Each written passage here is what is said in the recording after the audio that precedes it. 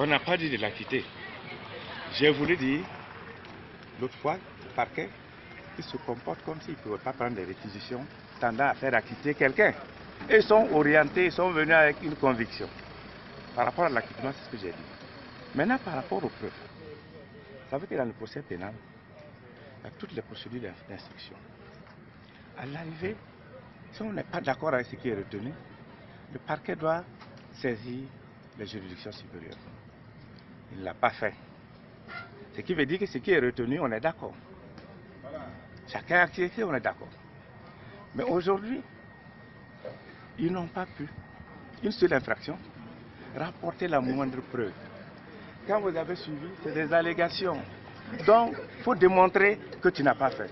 Non, c'est à eux de démontrer qu'il a fait. Et je leur ai dit, s'ils avaient les preuves, depuis 3 jours, on avait fini.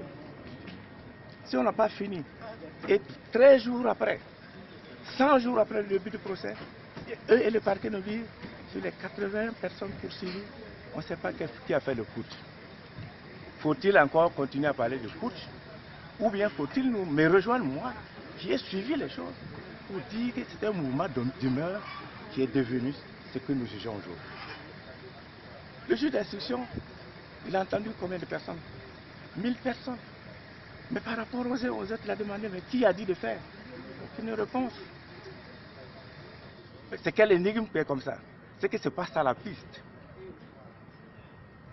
Mais on a mis dans la tête des gens, c'est comme ça. C'est pas ça la piste. Revoyons les choses autrement. Pour que le peuple sache la vérité. C'est devenu une prise de pouvoir. Bon, ça peut arriver. Mais ce n'était pas un putsch. Et puis quand vous regardez l'arrêt de renvoi, il dit qu'il n'y a pas eu d'association de malfaiteurs contre Guéniré. Donc il ne s'est pas réuni avec quelqu'un. Pour qu'on dise qu'il a envoyé faire. Et personne n'a contesté ça. L'arrêt de renvoi est là, c'est ça qui nous regarde. On dit les prises d'otages à Kossiam. Il n'est pas dedans. S'il était dedans, celui qui a dit de prendre. La séquestration, on dit il n'est pas dedans. Personne n'a dit non. Personne n'a saisi une juridiction pour dire c'est pas vrai. On est tous d'accord là-dessus. Et qu'on insiste pour dire que c'est un putsch le 16. On a tout pour savoir que ce n'est pas un putsch le 16. C'est devenu autre chose parce que des médiateurs qui n'ont pas su jouer leur rôle, qui n'ont pas su tenir leurs paroles vis-à-vis des hommes, ils ont poussé dans le groupe en disant prenez votre responsabilité. Et ils ont répété ça à la hiérarchie qui a amendé le document. S'il y a push, c'est ce document, donc c'est eux tous. Vous savez, dans ce procès, moi j'ai juste quelques images à partager avec mes confrères, mes éminents confrères de l'opinion publique. La première, qui est très forte et qui est ahurissante, c'est d'avoir entendu le général et ses compères présenter des excuses au peuple burkinabé pour le coup d'État malheureux qu'ils ont exécuté. Et de les entendre aujourd'hui dire que finalement, eux n'ont jamais été auteurs à quelque moment que ce soit d'un coup d'État. C'est toute la caractéristique, la défense du général, qui est inconséquent, il faut le dire. Moi je parle sur des aspects simples que tout le monde peut comprendre. Comment un individu peut-il dire, je vous demande pardon pour le coup d'État que j'ai exécuté, et dire, je ne suis responsable aujourd'hui d'aucun coup d'État.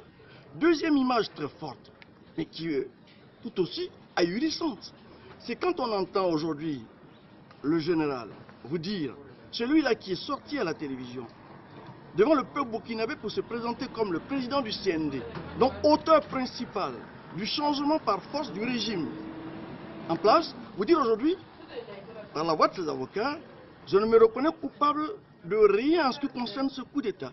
Je souhaite d'ailleurs être acquitté. Mais c'est vraiment fort du café. Mais si le général est acquitté, qui devrait être condamné? Si celui-là même qui est la tête pensante, l'image même du coup d'État est acquitté, qui devrait être condamné? C'est ahurissant comme stratégie de défense. Troisième image forte, mais qui était tout aussi ahurissante, mais pire, blessante. Mais moi, quand j'entends le général dire, je demande pardon aux victimes, je demande pardon à ceci ou cela, écoutez, il faut tourner la page. Notre pays, notre peuple doit tourner cette page douloureuse. Moi, je l'entends. Mais par contre, ce que je ne comprends pas, et qui me paraît, moi, tout à fait inconséquent, c'est quand, dans le même temps, il vous dit, sur la question de savoir est-ce qu'il pense que exécuter un ordre par rapport à réaliser un coup d'État, est légal ou illégal, il vous dit, moi en tant que général, je ne sais pas. Qu'est-ce que cela veut dire exactement? Cela veut dire très simplement que le général n'a pas encore tourné la page dans son esprit sur le fait que les coups d'État, le putschisme doit être banni des pratiques de ce pays. Parce qu'en général, moi je dis à la base qu'il doit dire aujourd'hui, s'il souhaite vraiment que nous tournions la page de ces tristes moments que le Burkina a connus depuis des années, c'est de dire haut et fort, sans gêne, devant tout le peuple burkinabé, devant tous les soldats qui l'essayent, moi je parle d'Amadoué, devant tous ses compères, tous ses camarades frères d'armes, écoutez, exécuter un coup d'État, même si moi je puis le faire quelquefois dans ma vie, c'est un acte illégal à bannir. S'il est incapable de le dire, il ne faut pas qu'il nous dise de tourner la page, parce que lui n'a même pas encore tourné une page quelconque.